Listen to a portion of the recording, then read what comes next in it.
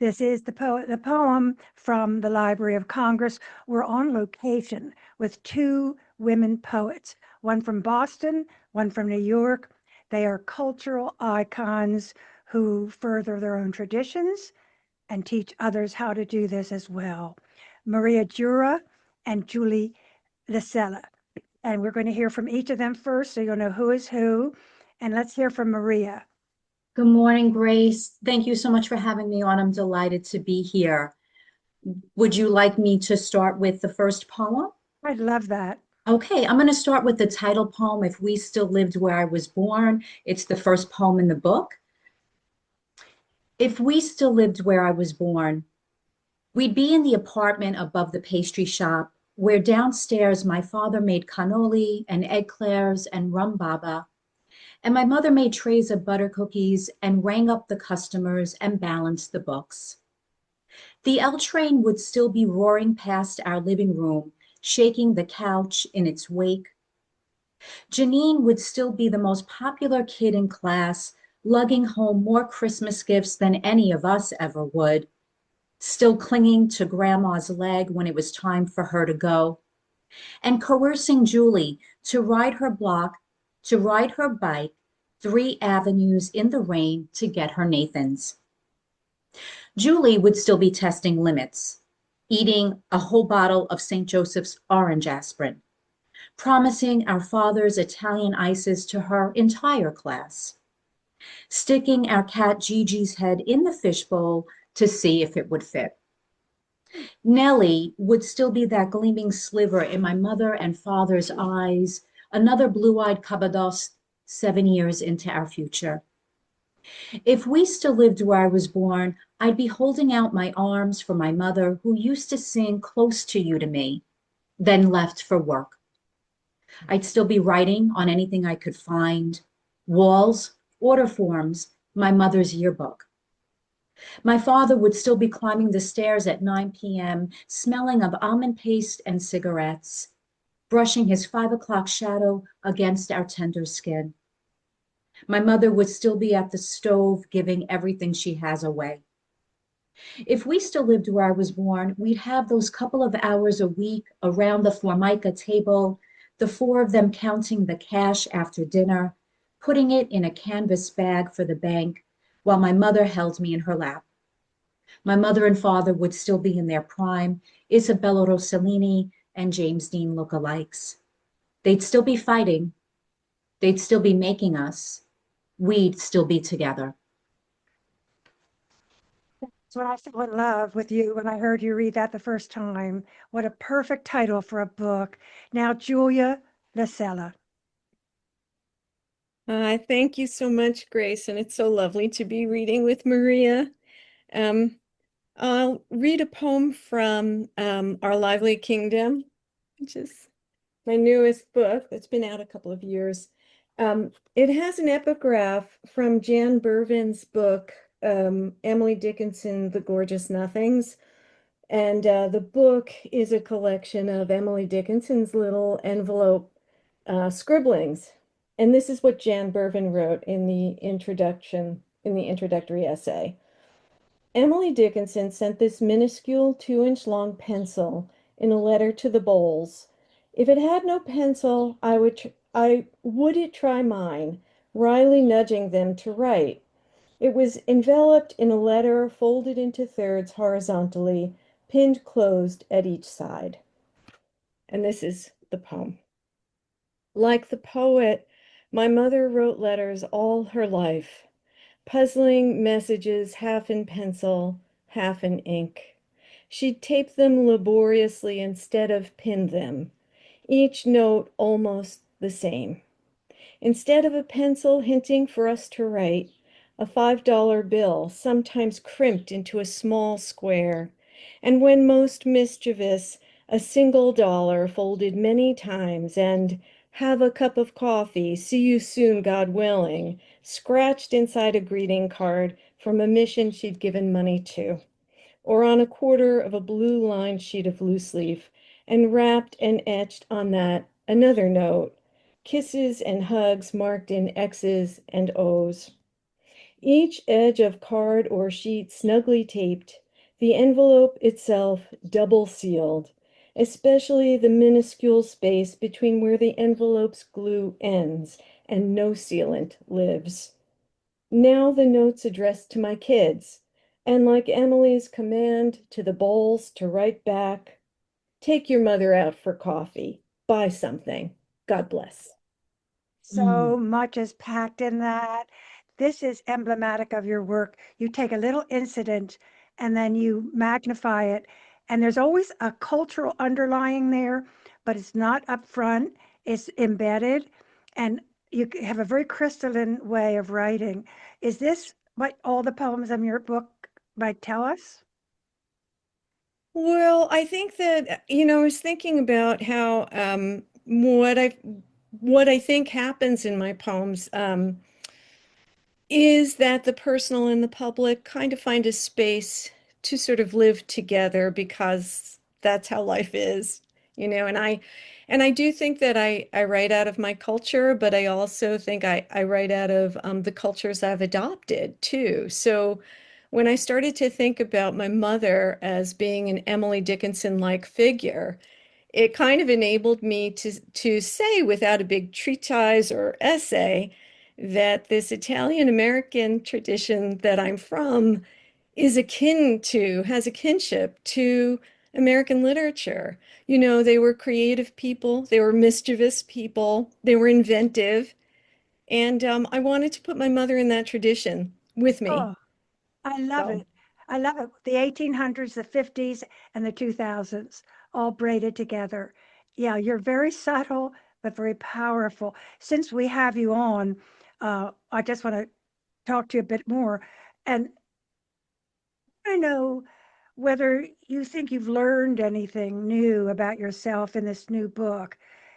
Having written your latest book, there might have been new discoveries that you've made that make you know you're different from when you were a writer before. Is that possible? Um, I don't, I don't know. I've never thought about it, but I do think that I write with a different kind of permission than I used to as a younger poet, um, where I do let those sort of, um, you know, um, coinciding and not coinciding incidents, live in the same poem. That I feel like I give myself more permission to do that, to be both personal and sometimes a little Do you political. feel you're freer as I you feel grow freer. older and more seasoned? That gives you more license. Yeah. You can take more risks. I take more risks, but I'm also, I think, a better editor of my own work. Mm. So I Yes, you're take very the well. risks, Yeah, but I yeah. don't let it all hang out. No, no, you're very crafted, very crafted. So let us go back to Maria and wait a minute. While we have you, let's have another poem and then we'll go to Maria. Oh, okay. All right. Well, this one I'm going to read one that's I guess it's a little bit heavier, but also has mothers in it. I wrote this poem in response to the Pulse nightclub um, massacre, really, in 2016. And it was, just around the time that I realized that I was myself part of um, I don't want to say I was part of the queer community. I don't want to give myself that credit, but my son is gay, and I felt a really close kinship with the mourning parents and families of all these young queer people who were killed in the nightclub that night, and even some compassion for the insanity of the killer. So it's called maternal half-life, and I'm using the half-life um, from the definition, which comes from, I have long epigraphs in this book, but this one is from What is Meant by Half-Life. So I'll read that, and then I'll read the poem. And the poem plays with mourning, morning, and mourning, mourning. Most of the time, I think you can tell by the context of the sentence, and it sort of doesn't matter in some ways. I mean, it would be nice to read it, to see it on the page, but I think you can hear it. So here's the epigraph. And I'm sorry, the poem is called Maternal Half-Life for Orlando and for the Others. Mm. In the illustration above, 50% of the original mother substance decays into a new daughter substance. After two half-lives, the mother substance will decay another 50%, leaving 25% mother and 75% daughter. A third half-life will leave 12.5% of the mother and 87.5% daughter. In reality, daughter substances can also decay, so the proportions of substance involved will vary. And here's the poem. Mornings have their half-lives, as surely morning does. Morning light's half-life streams in as if torn from night. First light becomes sunrise into lives not yet ready. And already the light divides and divides into the day, while morning shakes and shakes, trying to itself achieve half of half of half, which is infinite, bottomless, like the bang, the plume of the machine gun, of the mad young man at odds with the body that made him, dividing and dividing the pure bodies of the 49 around him into the halves of halves of halves of morning light. And left in the doorways, the living rooms, the cramped kitchens, are mornings, half-lives, halved and without end, like the half-life of the labor pain that circles, returns, but does not diminish until the torso, radiant with light, amazes and releases its others, whose half-lives cleave and divide again. Whoa. Mm. Wow.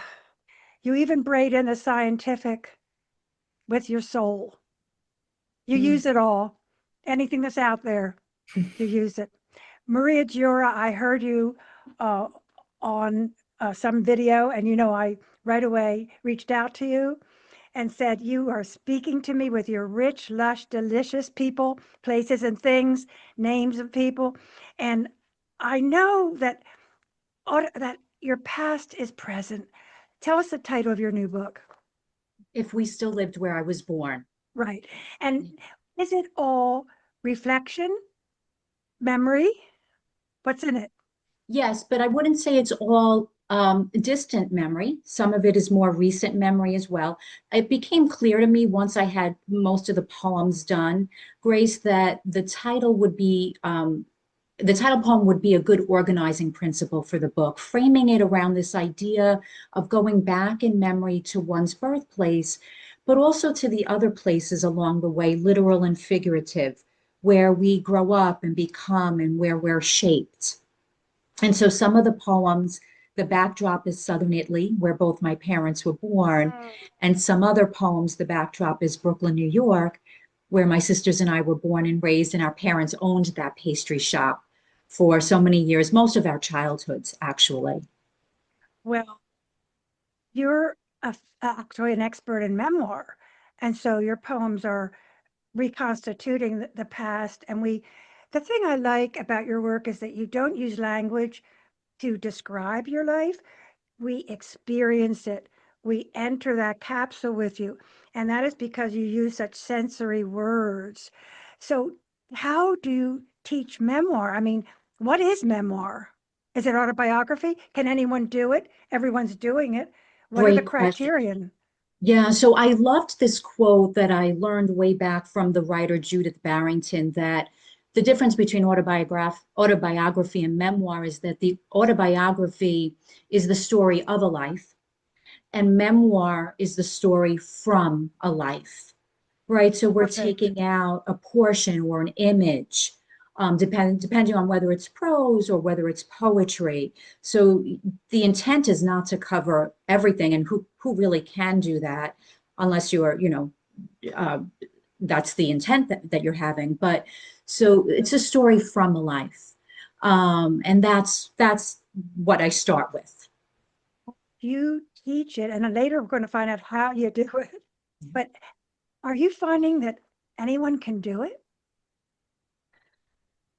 I think anybody who wants to and is willing to put the time in, um, and is willing to get feedback of whether it is accessible to a larger audience, right? Right. Because now you're not just writing, this is not just confession, it's not just journaling.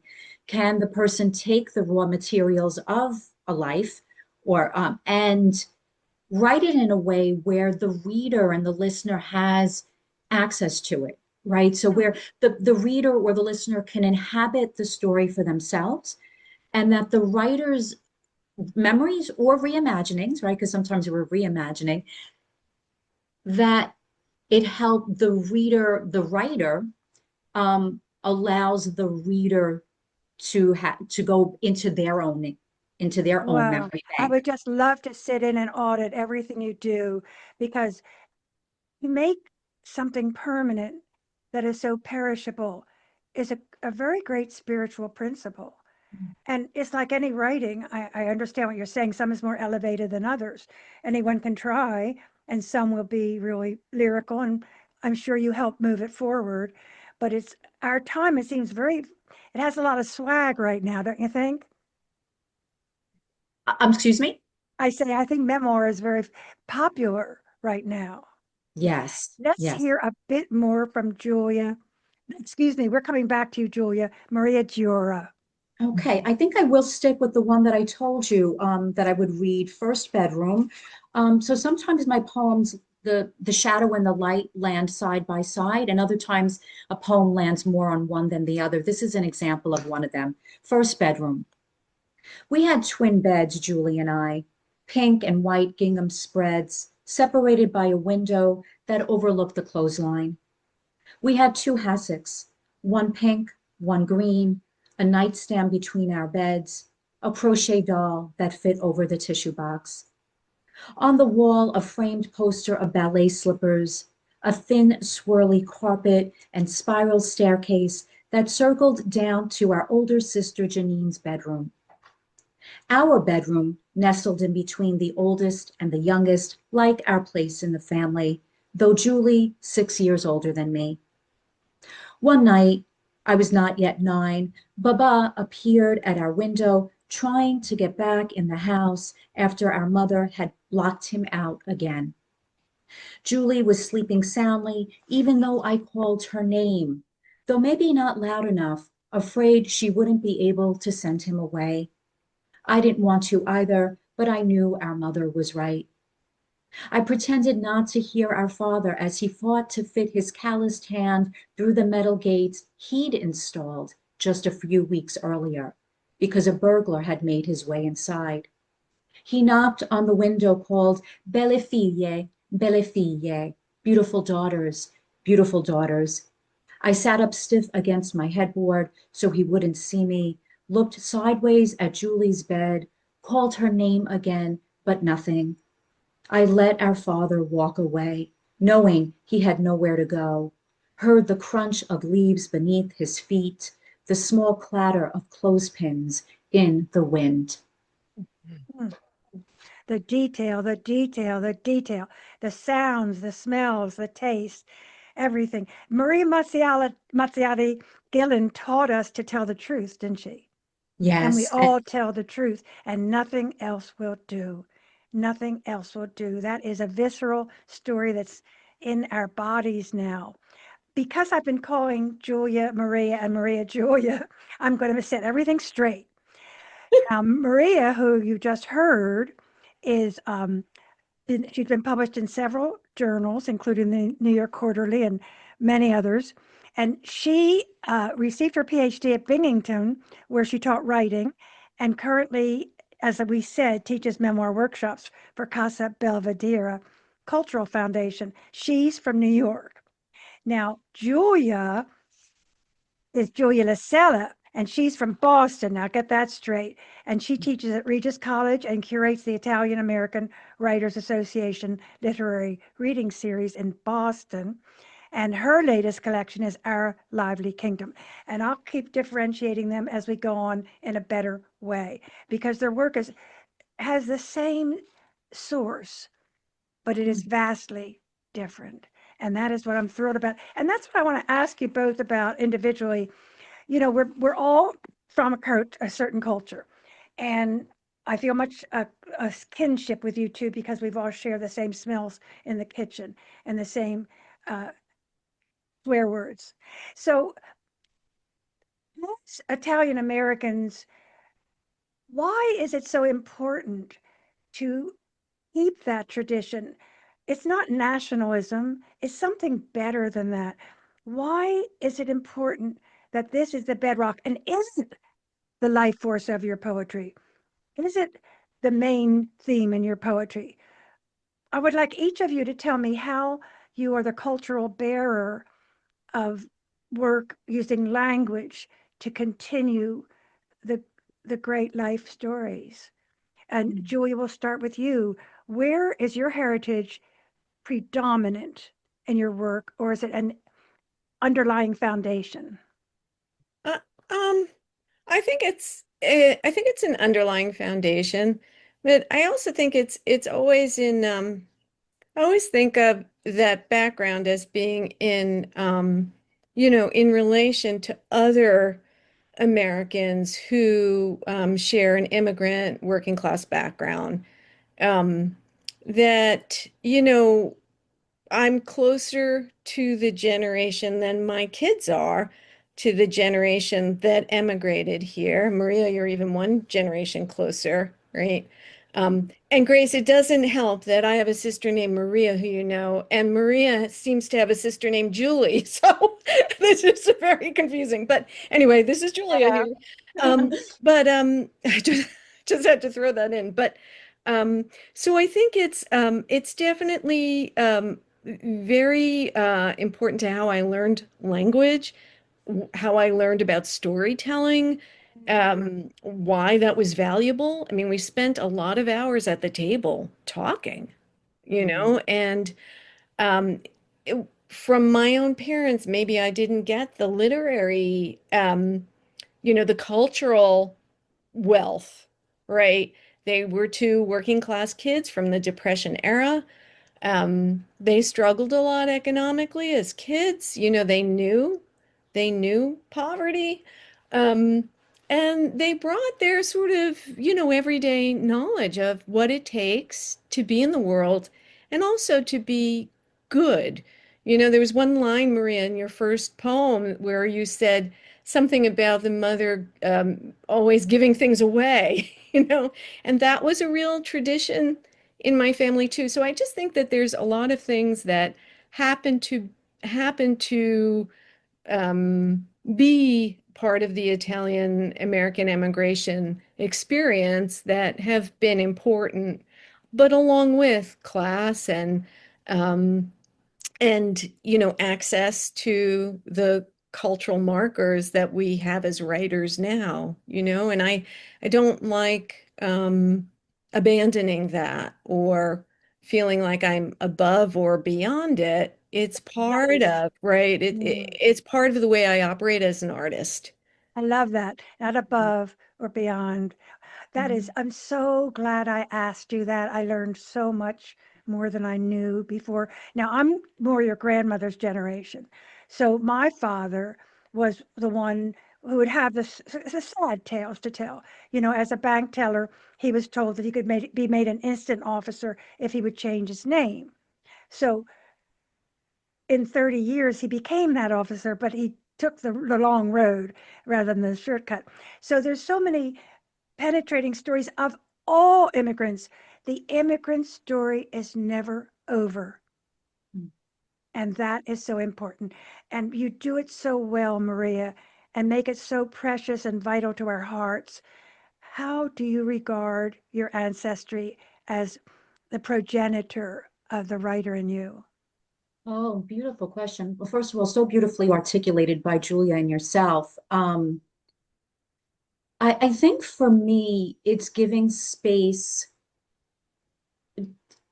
for admiration for all that my parents, my grandparents, my great grandparents accomplished against the odds. And as Julia said, this is one voice among so many voices, right? This is the immigrant story, period, not just the Italian American immigrant story. Right. So, my mom went on to get her master's in public administration, but my father doesn't have more than a fifth grade education.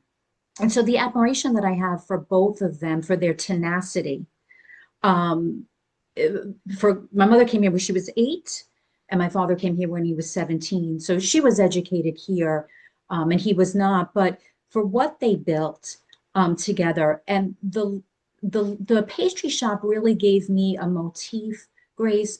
For so many years, they brought so much sweetness to so many lives, right? Because one goes to a pastry shop because they're either entertaining or visiting, either for a happy occasion or a condolence. So my parents were like in the midst of bringing people together. And there's so much admiration and pride for what they accomplished and what they built together. But I don't think I get locked into, just as I said, the shadow and the light are side by side because that's life. So kind of the shadow side of it is that my father never stopped working even when he could. So he was one of those immigrant fathers who didn't take a day off, not even one day off during the week. And so a lot of my work kind of grapples with that and that tension between that admiration and pride for the immigrant story and also the things that I have had to kind of heal from as a result of missing him, even though he was right there, you know. So I think that that's not every immigrant's story or even second generation story, but I think it's there for many. Your story is like no one else's story, and that is the magic of writing. Each one is inimitable, and each one is a pearl on a strand of a necklace. And I have always thought, Maria, that your book would make a terrific movie. Wow. What was the name of the store of the Savory's Pastry Shop, it's still there in Borough That's the Park, title of the Brooklyn. movie. That's the title of the movie. Yeah. And it's still in the family too. We can still dream. No, I love it.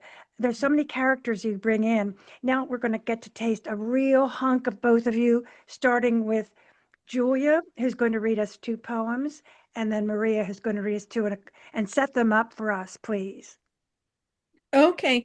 So, I think one of the most challenging things for a poet to write is a good love poem Mm, because mm. they can be, I've written my share of good and bad ones. But anyway, I wanted to read this today because it means a lot to me. I'm not sure if I'm going to do the Julia Child voice in it. I'll see how I'm feeling when I get to that part of the poem. But it was written for my husband. Um, and at the time when I wrote it, it was our 31st wedding anniversary. And remember, I live in Boston, so I did spot Julia Child on the street one day. Mm. So everybody has a Julia Child spotting story who lives here. So Oh. anyway, she was walking down the street in Cambridge. Poem for our 31 years together. Ever since I learned that Julia Child's favorite snack after a long day at the set was a martini and McDonald's French fries shared with her beloved Paul, while the fries were still hot, she recommended, don't fold the paper bag over the little cardboard box, with the idea to keep them crispy, each fry wrapped in its salt and meat grease, the stored heat there to match the cold freeze of the vodka. I knew our path was set. I am not sure how many olives she'd prescribed, though for us they are like a briny vegetable pairing to the full meal, cornered by tongue and glass, a couple like us. Mm. Whoa, to take the tiniest thing and make it universal. And that voice, don't give it away. Let's have another one. Yes, this one's I guess this one's a little bit heavier. It's called Hunger, and I'm getting to the page. Um, and I guess, sometimes I veer a little bit on the philosophical, but again, always grounded um, in things I know. Um, so my mother at the time was featured in this poem. Thoughts about hunger on a morning walk. All life is like that, a pursuit to satiate hunger. Hunger for love, hunger for food, hunger for, and in pursuing it, not beauty, but violence, which eats that hunger, persistent as the ants in the cleave of sink, the wasps boring out of the hole in the ground, the dog whining for the company of some mammal nearby, the squirrel carrying half a bagel across the lawn and in a flash dropping it in pursuit of another catch, more life in which to pursue hunger. The lady in night shorts watering the lamp post and the curved brick edging while the grass beneath her slippers yearns. This is the way we trick ourselves, decorating the hunger with potted plants and plastic figurines. My text to my son 200 miles away, "Have a good day, I love you," which is not a real greeting, but the hunger to lift him again in my arms as he once was. Even my mother at 97 still feeding me her hunger, her worry, her thirst, her arms nearly breakable in sleep, joints no longer connecting, elbows, knees, and toes, parrying, contemplating. These are just fillers like so much refuse on the shoreline of a city beach, evidence that we lived, broke open a beer, relished a drumstick or an apple, cores and bones washing up, reminding us of hunger. Now at the kitchen sink, the minuscule ants march ferociously into the sprayed raid, as if each still in life, still in pursuit, still hungry. Mm. Mm. Big and the little, the way you put them together, the big and the little ideas. Send that poem into Hunger X. Look it up on Google. It's a wonderful online. Do you know about it? I'm not sure. It's a poetry online journal that is helping Oh, yes. hunger. Yeah, have you sent that poem in? No. Okay, I'll send you the information. That's great. And Julia, just reminding you, she's the author of Our Lively Kingdom, Bordighera Press, finalist in the 2023 Patterson Book Prize, and grand prize finalist and poetry honorable mention for the Eric Hoffer Book Award. And now we're going back to Maria Giura. Two from you. Very good. And Julia, it's so wonderful to be paired with you. I forgot to say that right up front. You So, know, you contrast and yet you blend. It's a funny thing. I just knew you'd be great together.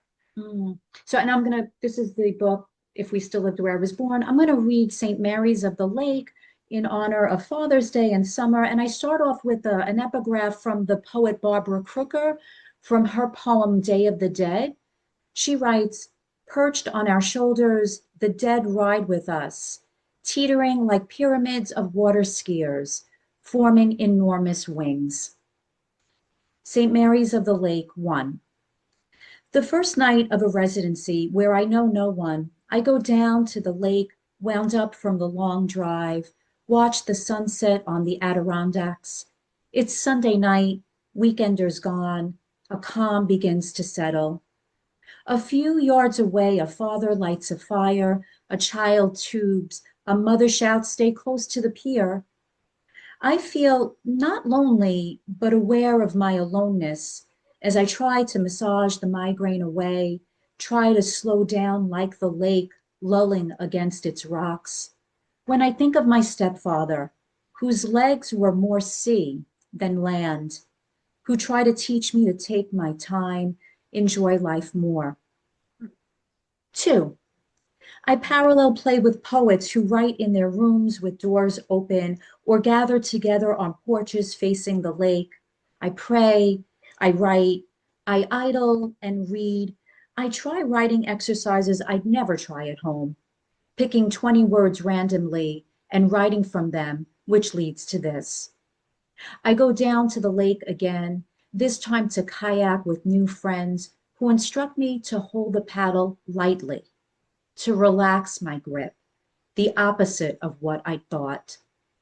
The next day, strolling Beach Street, where the lake begins and the steamboats await their passengers, I'm sure I spot my stepfather on his sailboat, one foot on deck, one on the bow, smiling at me, tipping his cap.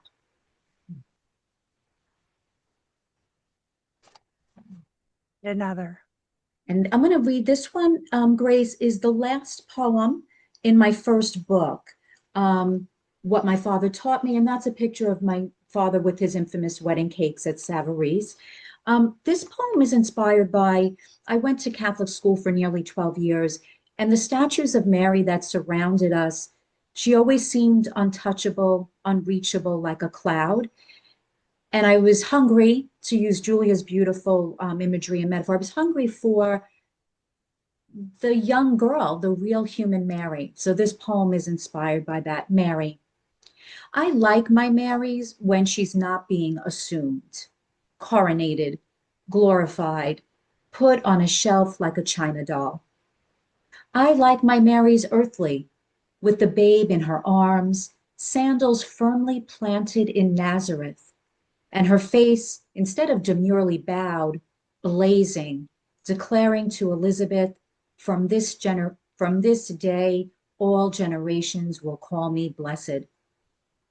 I like my Marys with long hair and a headband, her eyes fixed on the baby, on us, like the statue in the church near my sister's in Rochester that looks more flesh than plaster and has no title, or at least none we can figure out. I need my Mary's human, for when I look at her, I think there might be a chance for me, pregnant with every kind of fear, every kind of dreaming. There you go. The fear and the dreaming is what makes the great poet. And I'm sure in May we all had a Virgin Mary statue in our bedroom with crepe paper around it. So you bring back such a flush of memories to me, Maria, when I hear you. And that book that you're just hearing is What My Father Taught Me, Bordighera. And then you have a memoir, Celebrate, which is won the first place independent press award, which is not bad at all. So we have two poets, one from Boston, that would be Julia, one from New York, that would be Maria, and say I'm keeping you quite separate. So Maria, I have to do this because I can't imagine how you teach memoir. What is the first thing you say? Do you start from place like locus? Do you to get point of view? What's the first thing you teach in memoir? Well, I really use everybody else's writing, Grace. That's the way that I teach the workshops for Casa Belvedere Italian Cultural Foundation. And by the way, even though it's on Staten Island, they're virtual. So situation is Oh, regardless, anyone can look right into them and join us. So the first part of the workshops are I curate a number of writings, a combination of poetry and sometimes prose, and a lot of times Italian American, but not exclusively Italian American. And the participants, we read the pieces, we discuss them. I have them look at the choices that the writer has made, the poet has made, and why it impacted them. hmm. And then that portion becomes a springboard, along with many prompts that I give them, to go and write without a lot of rules, actually. I think when I taught college, when I taught at Montclair State in Binghamton, there were more, textbooks and more rules. But now that I'm teaching more adults, it's just jump right on the page and write what wants to be written, write with heart. Don't censor yourself. There's always time for revision and editing. Um, I use that. You brought up Maria Mazziotti Gillen earlier, and she really is. I take all my leads from her, or many of my leads from her, to go to the cave, and I invite participants and students to go to the cave of their life. Write the thing that maybe they're most embarrassed of or they're most afraid to write, and try to ignore what Maria Mazziotti Gillen says is that crow on the shoulder, those voices saying, you're going to write that, you're going to say that. So I guess that's maybe one of the things. That's the first thing Yes. that I say, is that I mimic Maria Mazziotti Gillen because she gave me permission. So now I'm trying to do the same for others, to give them permission to go to that place where there's a risk to be taken. It may be a small, some of the risks are smaller than others, they're not all, but there's usually some risk involved. When I heard Maria in the Dodge uh, Dodge Foundation about 30 or 40 years ago, and she read P.S. the School, her famous poem about the school. PS 18, The yeah. whole world. What's the title of it? PS 18, Patterson, New Jersey. Right. The whole world broke open. Yeah. Mm.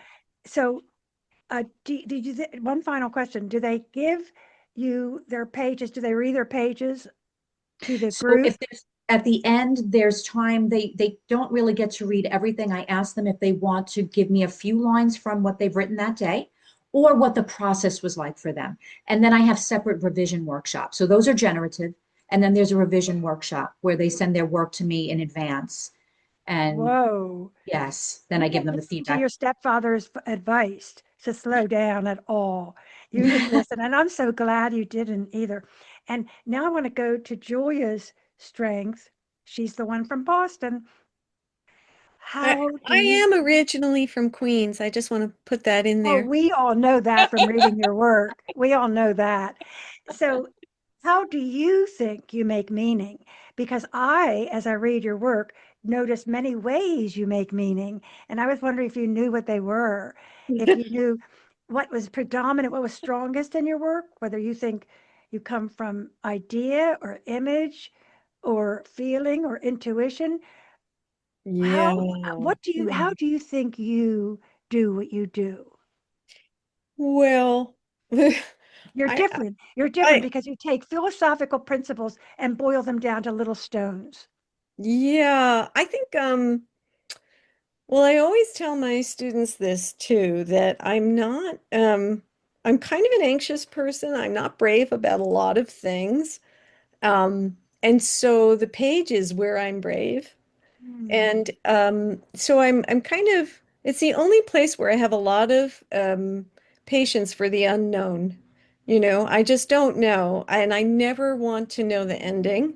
If I feel like I know the ending, then I feel like the poem is not going to be strong. Um, I guess I start with sometimes it's image. Um, Sometimes it's just a tiny thing I saw, tiny thing.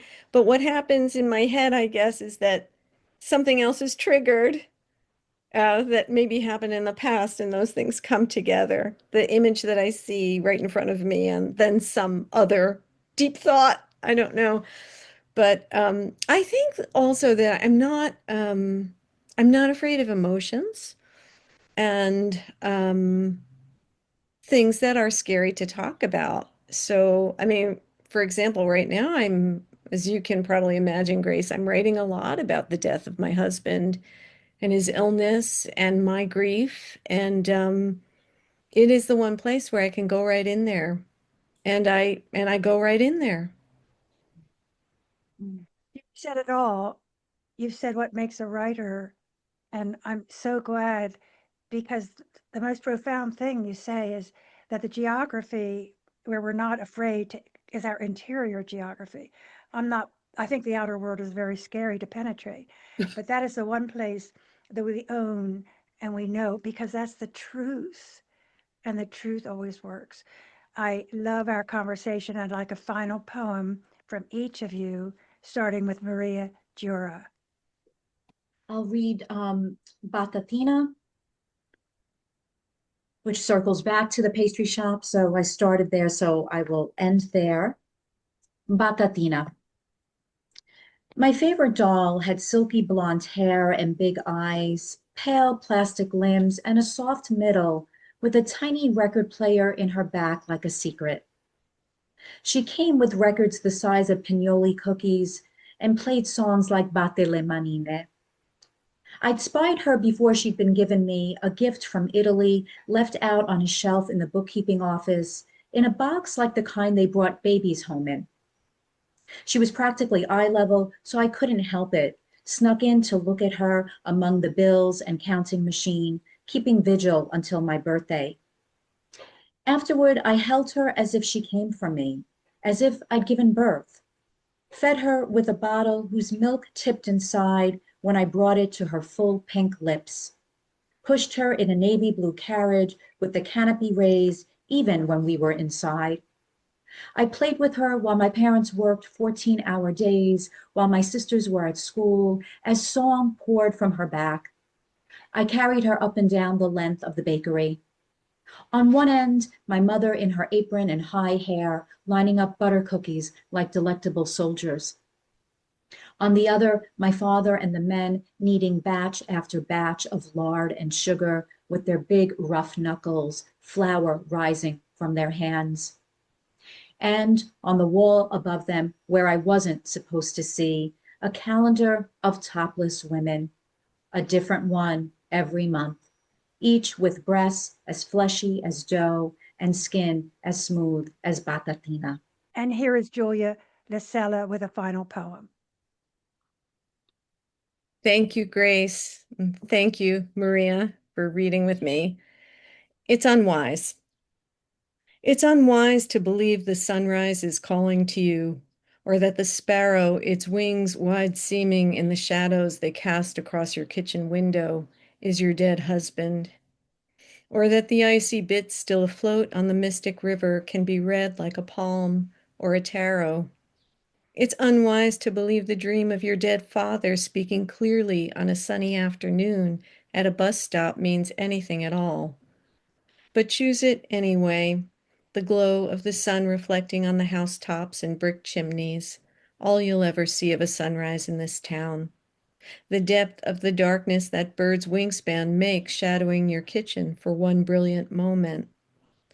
Choose the gleam and wonder of the brief patch of ice that still gleams on the moving river. Choose the voice of a parent standing in sight of your door frame or at the foot of your bed. Be a fool for signs from this stingy world. Believe the dew on a plant leaf shaped like a heart is for you, or the appearance of a cardinal in a greening tree, or the light of a lamp flickering is somehow talking to you, or the overheard sound of a child laughing as you take the same walk you've taken for years with your partner is a message. It's okay to shimmer, to feed yourself. You brought so much love to the radio audience, both of you today. I'm so much more alive from being with you. The program is The Poet and the Poem from the Library of Congress. We're on location. The series is produced by Forest Woods Media Productions. Post-production by Mike Turpin, MET Studios. We want to thank our funders, the Ravada Foundation of the Logan family, the Sinipid Fund, and friends of the program, Natalie Canavor, Avideh Shashani, Yung Ki Kim Renault, and Sandy Jackson Cohen. Our engineer is Mike Turpin, and I'm Grace Cavalieri.